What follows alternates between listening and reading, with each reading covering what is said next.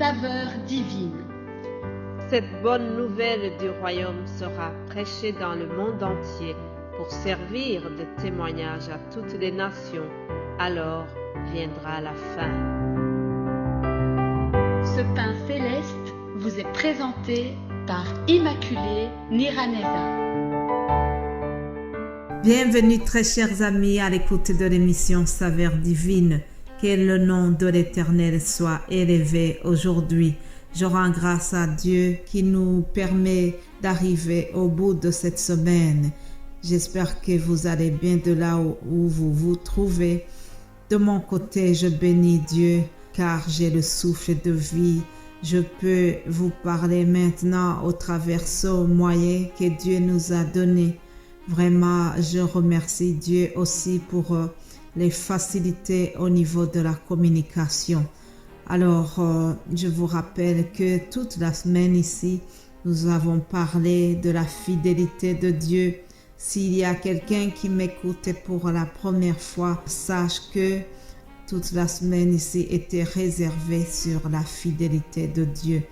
Aujourd'hui, nous allons terminer cette série et je voudrais souligner surtout que si nous avons expérimenté la fidélité de Dieu dans notre vie, nous avons le devoir d'en parler, nous avons le devoir de témoigner. Il faut témoigner de ce que Dieu a fait dans nos vies. Il faut raconter à la génération future, il faut raconter aux autres ce que Dieu a fait dans nos vies.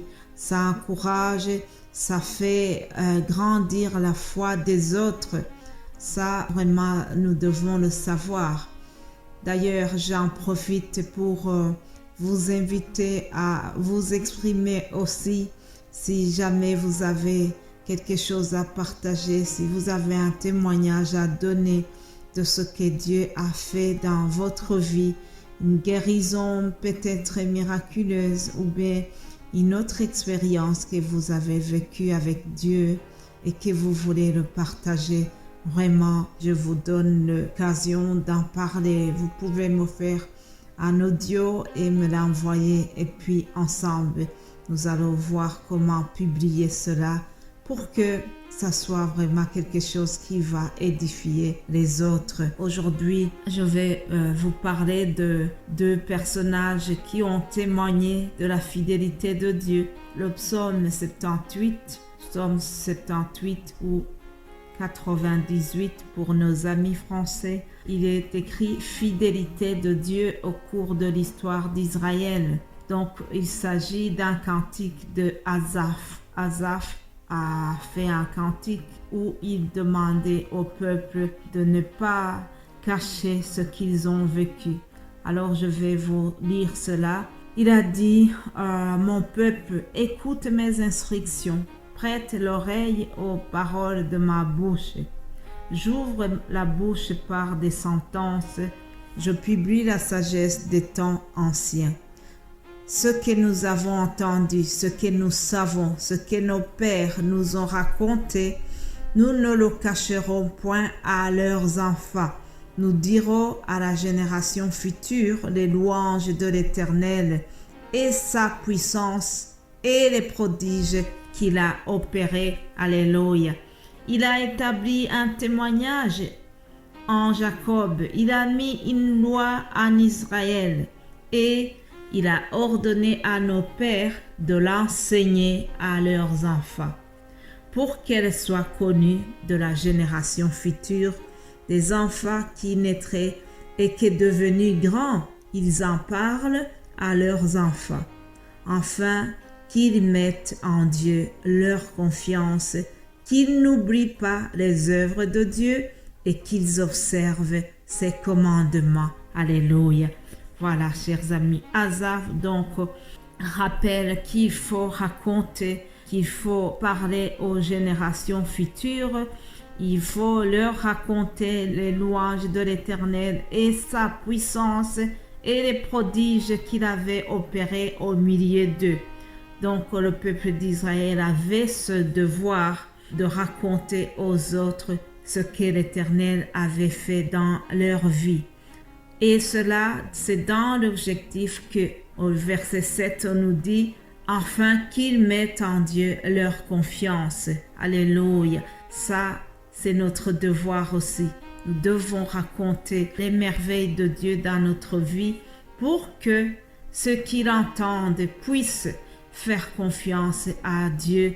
Ceux qui nous entendent puissent aussi faire grandir leur foi en Dieu et qui se rendent compte combien le Dieu que nous servons, c'est un Dieu fidèle. Moïse a expérimenté la fidélité de Dieu lorsqu'il a vu comment Dieu lui a fait faire des choses extraordinaires devant Pharaon.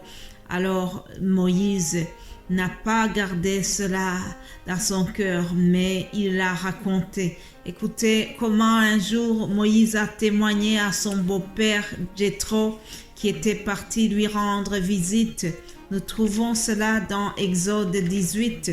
Moïse donc raconte à son beau-père ce que l'Éternel avait fait. Moïse raconta donc à Jéthro ce que l'Éternel avait fait à Pharaon et à l'Égypte à cause d'Israël, toutes les souffrances qu'ils avaient subies, mais comment l'Éternel les avait délivrés de ces souffrances. Exode 18, verset 9, je lis ceci. Jéthro se réjouit de tout le bien que l'Éternel avait fait à Israël et de ce qu'il avait délivré de la main des Égyptiens. Et Jéthro dit, béni soit l'Éternel qui vous a délivré de la main des Égyptiens et de la main de Pharaon, qui a délivré le peuple de la main des Égyptiens. Je reconnais maintenant que l'Éternel est plus grand que tous les dieux, car la méchanceté des Égyptiens est retombée sur eux. Écoutez vraiment cela, chers amis. Jéthro vient de reconnaître que le Dieu de Moïse, le Dieu d'Israël, est plus grand et supérieur aux autres. En effet, au temps de Jéthro et de Moïse, en Égypte, il y avait beaucoup de divinités, beaucoup d'idoles. Et ces gens-là priaient les idoles. Mais ces idoles n'avaient servi à rien.